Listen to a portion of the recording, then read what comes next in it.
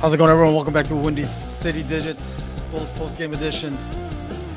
I'm Coach, flying solo tonight. Bulls drop a tough one tonight, 123-119 to Oklahoma City. A lot to talk about tonight with the game. I don't even know where really to start.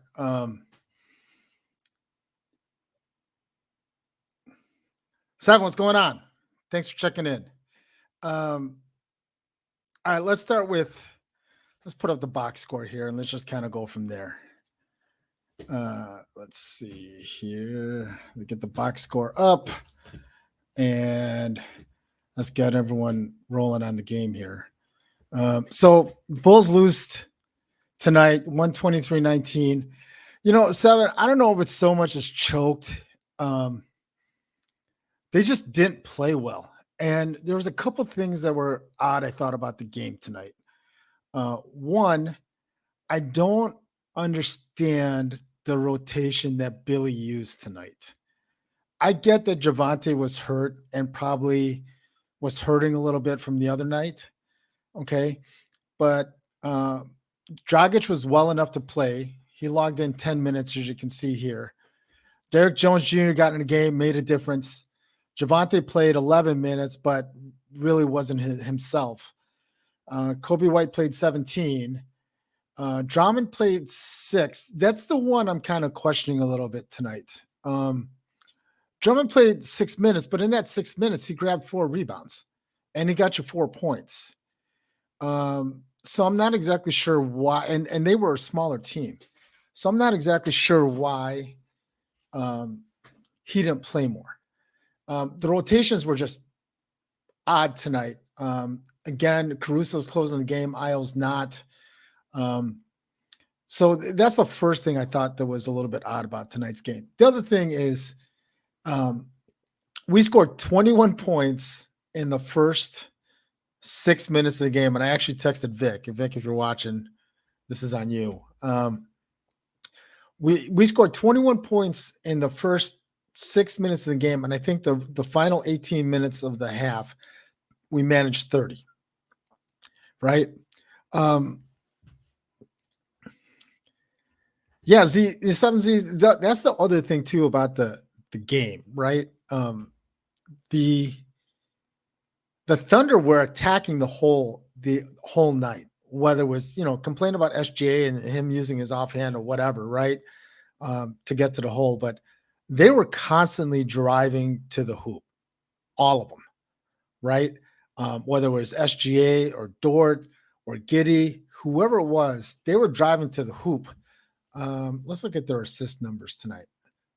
Okay, they had 24 assists. We had 25, so maybe that's not exactly indicative of it, right? But I'm sure if you looked at the shot chart, let's see if we can pull up the shot chart here for the game.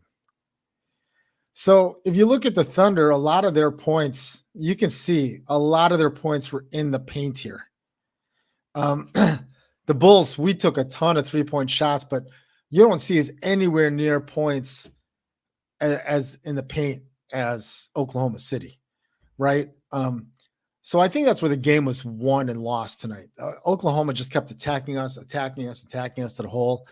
And they took advantage of it. I think in the fourth quarter, they had 14 fouls. We were in the bonus, I think, with like 5 or 6 minutes to go in the fourth quarter. And we never attacked the hole. We never got to the free throw line. I don't know what the numbers were, right? But yeah, exactly. Giddey got to the rim. That's all they were doing. They were just attacking the hole, right? Can't fault DeMar. DeMar got burned on his own play. I thought it was an offensive foul because I thought SGA jumped into DeMar, but DeMar also was jumping toward him. And DeMar just gone vertical. I think that would have been an offensive foul. So, yeah, that you could tell they, look, they're a younger team, but you could tell they were just more energetic. They were driving to the hole. They were just attacking us left and right, and we just couldn't stop them, and I'm kind of questioning a little bit the rotation that he had tonight. If Billy knew that Javante wasn't right, and he wasn't going to play a lot. He should have played Derrick Jones Jr. more tonight. Um, I'm not exactly sure why he didn't. Again, if you look at I'll go back to the box score here. If you look at the box score, like the starters logged heavy minutes. I mean, Zach played 45, DeMar played 42, um, Patrick Williams played 31, Vooch played 40, and this is the start of a road trip. So I'm not exactly sure why he shortened the bench or why he made the starters play heavy minutes. Um, you know, yeah, look, it was a foul. DeMar got burned by his own play. That's the fakes that he runs all the time. It was a foul. I just think that if he gone vertical straight up, you could see that SJ jumped into him. And I think that would have been an offensive foul or a no call. But the fact that he jumped into him made it an easy call. So the other thing, Zach is starting to become the player I love. It's going to be a love-hate relationship. This is like the fourth or fifth game now where, Zach was better in the fourth quarter, but he still wasn't great. I mean, look, he shot 9 for 23 again today, 4 for 11 from three. This is your $200 million man. He's got to be better. He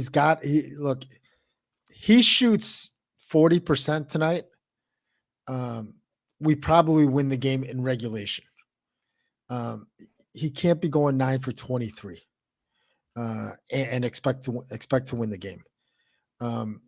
Vooch was okay. I mean, Vooch did his normal thing. He got you his double. He got 13 points, 13 rebounds.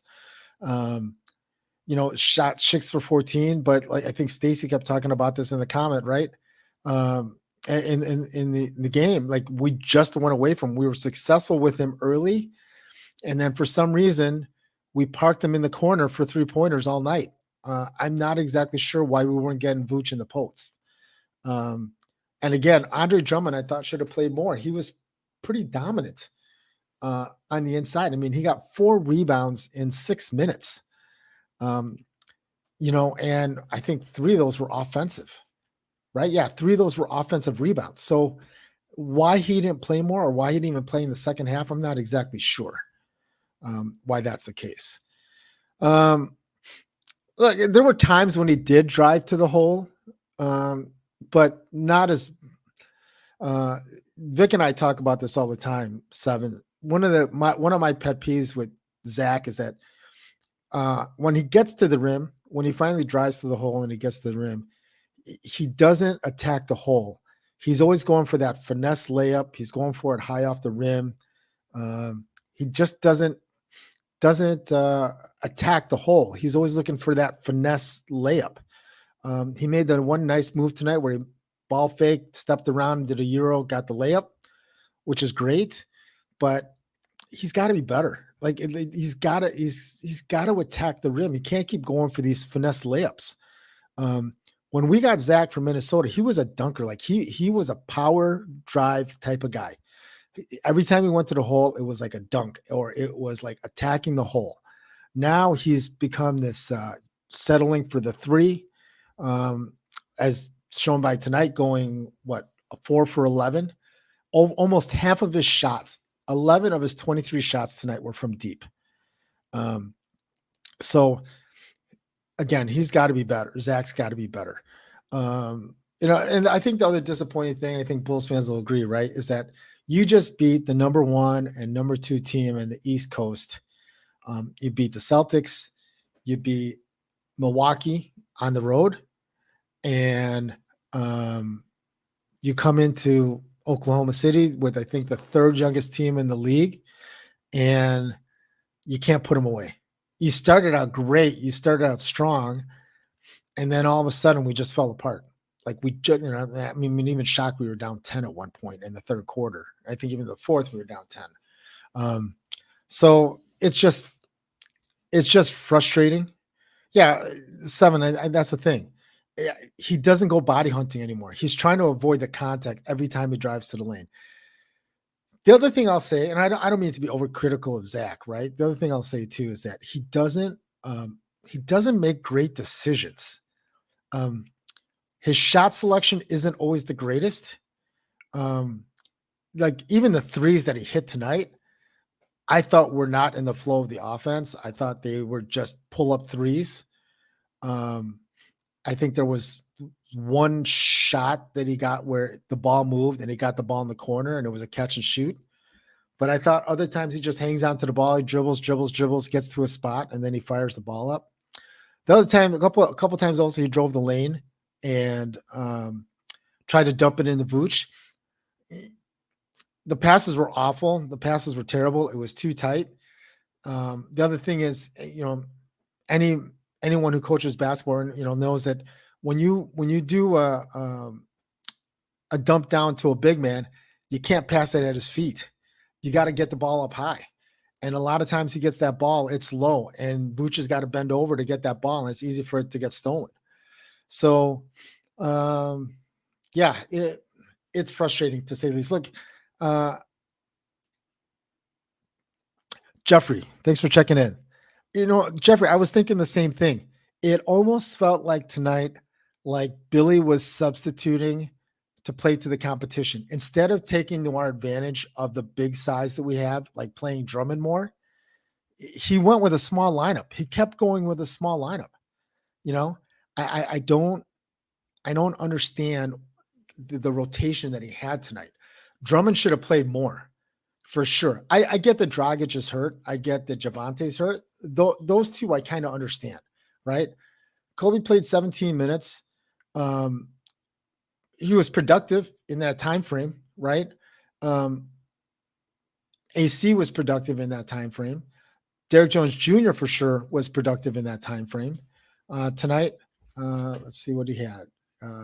Derrick Jones Jr. was 2 for 4, 2 for 2 from the line, got you 2 rebounds, 6 points. 6 points in 6 minutes. To me, that's a productive player. But again, I just don't understand the rotation that he had tonight. It's frustrating, Jeffrey, for sure. Right. That we played down to that competition tonight. 7, we have to be critical of, yeah. Look, Vic got on me a lot last year because he thought I was a Zach hater. Look, I think if this guy wants to be the guy and this guy wants to be the man, right? And in theory, he is, because you're paying him $200 million over the next 5 years. If it's not this year, it's going to be next year or the year after that. He's going to be your centerpiece. And you're not going to win a lot of games when your main scorer or your main guy is going, what was the number again? 9 for 23 from the field, shooting 40%. And over half of his shots are 3-point shots. That's not a recipe for success, right? Yeah, Jeffrey. Again, I'm not exactly sure why Drummond didn't play more. I don't think he's hurt. He was obviously productive tonight. He gave you offensive rebounds, which is what you needed. I mean, he had 3 offensive rebounds. We had 15 total all night. He had 3 of your 15 offensive rebounds, right? Jeffrey, here's the other thing with that, right? It looked like for a while there, like Zach and DeMar were both hitting shots, and they kind of got hot in the fourth quarter. And that's kind of what got us back in the game. They were both hitting shots, and the ball was moving, and it wasn't staying in one person's hands, which was great. That was awesome. And it got us to overtime. But again, some of the decisions that were made in overtime were not great. Especially the start of the fourth quarter. I think he took 2 threes right away and he missed both. So look, Seven, I agree. Look, eventually at some point, Zach has to become your closer, right? He has to be, because that's what you're paying him for. You're not paying him to watch DeMar all the time. But to your point, if he is going to be the closer, you're correct. He does have to make better decisions. Absolutely. If he doesn't make better decisions, we're going to lose a lot of games. We may not even make the playoff game at this point, right? This is where teams like Indiana and Cleveland and some of these other teams are. I mean, I'll even throw in Detroit. Those teams are making better decisions because they're playing together as a team. The ball's moving. Indiana, Tyrese Halliburton's having a great season. Yes, and he's playing well. But if you watch some of the games that he's playing, he's got a complete game. He's not making bad decisions. He's not making terrible decisions. He's getting his teammates involved. He's getting his points within the flow of the offense. He's playing defense. Um, he's just kind of getting it within the flow. To me, it seems like Zach, a lot of times it's forced. Um, and it's not within the first 6 minutes of the game tonight were great. Everybody was scoring. It was awesome. Right. Um, but then after that, it just seemed like once DeMar had looked like DeMar was going to have an off night. He didn't shoot well. Zach tried to take over. That didn't go well. Vooch tried to do his part. I mean, the rest of the team actually shot pretty well.